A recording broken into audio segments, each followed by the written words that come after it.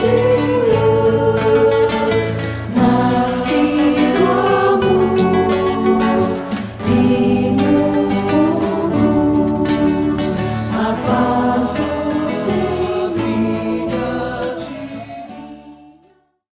Vamos abrir o nosso segundo bloco, que é Estudando a Doutrina, né? Como todos sabem, nós estamos com o Livro dos Espíritos, estamos no capítulo 4, que fala da pluralidade das existências, e dentro desse capítulo, a gente está no item 6, que é as relações de além-túmulo. A gente já está falando justamente quando volta, como é que vai acontecer tudinho, né? A gente já vem passando por todo um processo de estudo. E a pergunta que nós vamos abordar hoje, em continuação, né, é a 278. E a pergunta é a seguinte: os espíritos de diferentes ordens estão misturados? A resposta dos espíritos: sim e não. Quer dizer, eles se veem, mas se distinguem um dos outros, afastam-se ou aproximam, segundo a semelhança ou divergência dos seus sentimentos, como acontece entre vós. É todo mundo do qual o vosso é o reflexo obscuro. Os da mesma ordem, se reúnem por uma espécie de afinidade e formam grupos ou famílias de espírito unidos pela simpatia e pelos propósitos. Os bons pelo desejo de fazer o bem, os maus pelo desejo de fazer o mal, pela vergonha de suas faltas e pela necessidade de se encontrarem entre os seres semelhantes a eles. Então, isso aí merece comentários. Eu vou passar o comentário para o nosso companheiro Argimiro. A resposta já está mais do que respondida, meu amigo. Muito respondido. É verdade. Mas vamos puxar para um exemplo mais perto. Uma pincelada, né? Como ele diz aqui, afastam-se ou se aproximam segundo a semelhança ou divergência dos seus sentimentos, como acontece entre vós. Então, digamos que numa roda de amigos eu vou ter um médico, um engenheiro, um advogado, um universitário, um semi-analfabeto. Estão todos ali, juntos, conversando, cada um com seu status diferente. Em outras situações, existem reuniões somente para aqueles que são doutores, PhDs, né? Isso chama-se sociedade, que justamente forma essas famílias, né? Esse agrupamento de pessoas com esse intelecto que difere dos outros, que faz com que nos aproximemos mais pela afinidade, não é? Então, quem é mais abastado, né, quem tem mais dinheiro, só vai, obviamente, se reunir com quem é daquele nível, né? Porque as conversas são outras. Já o pobrezinho se contenta com, lá em seu Mané da Bodega, ficar ali com 3 amigos conversando, né, Djalma? Porque é o meio que ele se sente bem. Então, não quer dizer também que um grupo de bandidos se reúne para macular um assalto, como um grupo de médicos se reúne para discutir uma nova forma de abrir uma criatura sem maltratar, de fazer uma cura. Então, os espíritos, como ele diz, da mesma forma. Só que nós fazemos de uma forma mais grosseira somente. A resposta é fantástica. Para mim, está do grau. Djalma, tem alguma coisa a acrescentar? Não, realmente, como ele disse, a resposta já está muito bem formulada. É como ele faz um paralelo que esses espíritos eles estão misturados, né? E se reúnem em grupos. É como do lado de cá. O grosso da humanidade tem pessoas boas, pessoas de todas as espécies, todo tipo de gente, numa linguagem. Mas os afins se reúnem. Você caminha na rua, mas aquele que é malfeitor, que nós também já fomos um dia, né? E todos nós atingiremos um patamar, geralmente eles se buscam, formando algum grupozinho com outras finalidades, com outros desejos, né? E os homens de bem também se reúnem para cada um, isso faz parte desse jogo, nesse contexto, né? Estamos todos misturados e individualizados, cada um buscando aquilo que lhe convém, dentro da lei de que é semelhante e se atrai. O meu gosto atrai espíritos afins. Aquilo que eu penso, aquilo que eu gosto, aquilo que eu desejo. É por isso que os espíritos sempre recomendam o bom pensamento, a prática do bem, a oração e a vigilância, porque os espíritos, naquela faixa em que você se encontra, lhe buscam. Espíritos bons buscam pensamentos bons, que possam conviver, que possam orientar, que possam esclarecer. O Espiritismo vem demonstrar isso. Do lado de cá, nós sofremos a influência dos que estão do outro lado da vida, que estamos todos juntos, não é? Dimensão material e dimensão espiritual, na verdade, é uma só, feitos da mesma substância. O meu corpo espiritual é feito do fluido cósmico universal. O meu corpo físico também vem do fluido cósmico universal. É uma matéria diferenciada, no estado diferenciado de matéria. Mas, na verdade, somos um. O mundo físico e o mundo espiritual estão só é uma dimensão, uma questão de vibração, de dimensão em que estamos. Mas a matéria é uma visível e outra invisível, mas é matéria.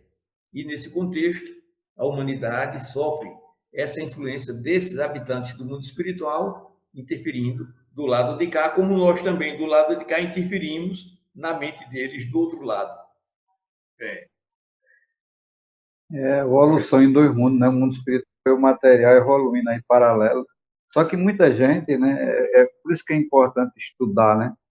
Quando a gente entende que nós somos protagonistas da nossa própria história e da nossa própria vida e da situação pelo qual nós vivemos e passamos, é justamente pelo que ele destaca muito nessa resposta, que é a lei das afinidades.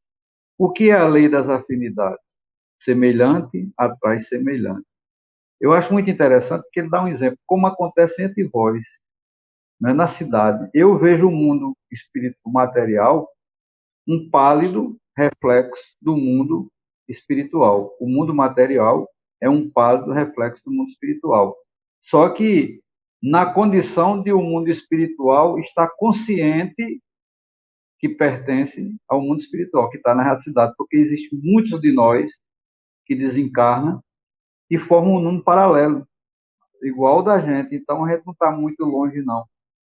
E a gente tem que ter muito cuidado naquilo que pensamos, naquilo que procuramos, as nossas ideaplasmias, aquilo que nós desejamos, porque aquilo que a gente deseja, aquilo que a gente tem vontade de realizar, o mundo espiritual, o universo, ele conspira para realizar aquilo que você tem vontade de fazer, mesmo porque nós somos deuses em miniatura.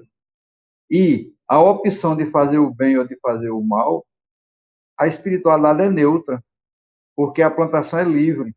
Você tem o livre-arbítrio, mas a colheita é obrigatória. Então, eu acho que nessa pergunta, né, ele chama muita atenção para a gente ao poder que existe na lei das afinidades, que, inclusive, é uma lei que está muito presente na nossa vida, está ali intrinsecamente ligado. Nós estamos ligados por essa lei. E Djalma tem a sua condição de vida porque ele mentalizou aquilo e trabalhou por aquilo. Então, ele atraiu Mirim da mesma forma, eu da mesma forma, e todos vocês aí, internautas, que estão nos ouvindo, né, também têm as suas afinidades. Aquilo que você pensa, você atrai. Não é só o mundo espiritual que obsidia o mundo material, mas o mundo material também obsidia o mundo espiritual. Eles são atraídos, não sei se foi você ou foi Mirim que falou aí, eles são atraídos pelos nossos pensamentos. Aqui, lei das afinidades, a gente próprio está perguntando, Mirim falou bem aí, por exemplo, está ali reunido um grupo de médicos, está tudo misturado, mas o médico, quando quer falar um problema de medicina, se reúne só com o médico. Aquele lá que é o primário e tal, ele não vai nem entender o que é que está se falando, também ele nem se interessa que aquilo é complicado para ele. Ele vai lá para a biroscazinha, lá bater papo com dois, três, porque é o habitat dele, é onde ele se conhece. Então, eu acho que a gente deve prestar muita atenção nessa lei das afinidades. O que é que vocês acham aí? Tem uma notinha aí no final da pergunta que Tem. você disse. Pronto, então vamos lá ver, né? Igual uma grande cidade, onde os homens de todas as classes e de todas as condições se veem e se encontram, sem se confundirem, onde as sociedades se formam pela similitude de gostos, onde o vício e a virtude se acotovelam, sem se falar. É mais ou menos o que a gente terminou de falar tudo. Então, a gente está num grau de compreensão bem, bem tranquilo, né, Djalma? Sem dúvida. Sabe por que nós somos os Matusalém da vida? Porque eu estou olhando aqui, Matusalém Mirim, Matusalém Djalma e Matusalém Matusalém. Será que é isso ou é fruto de experiência? O que é que você acha, Djalma? Não, é isso mesmo. A gente, todos nós estamos subordinados a esse princípio, a essa lei, né? Não há privilégio no universo. O que Deus deu a um, deu a todos. E todos Existe, nós existe usufruiremos. conquista, né, Djalma? Existe conquista, né? Todos nós usufruiremos um dia dessas verdades que estão latentes dentro da alma, né? Há uma unidade, mas semelhantes se atraem, semelhantes se buscam, os que têm o mesmo ideal, os que têm o mesmo pensamento, o pensamento do bem, ou aqueles que ainda se comprazem com o mal, que é um direito deles. A vida lhes outorgou o livre-arbítrio, né? Eles também se buscam, eles também se irmanam, eles também se reúnem. É ter um mundo deles, né? Verdade. Vamos à pergunta 279. Todos os espíritos têm acesso reciprocamente uns junto aos outros? Resposta: os bons vão por toda parte e é necessário que assim seja, para que possam exercer a sua influência sobre os maus. Mas as regiões habitadas pelos bons são interditadas aos imperfeitos, a fim de que não leve a elas o distúrbio das más paixões. Vou começar agora por Djalma. Comenta aí, Djalma. Pois é. Todos os espíritos têm reciprocamente acesso entre os outros, sim. Todos têm. Mas há uma diferença de categoria, de vibração. Os espíritos perfeitos habitam mundos mais elevados, mais perfeitos. O que não tem acesso vibracional, o espírito imperfeito. O espírito impuro.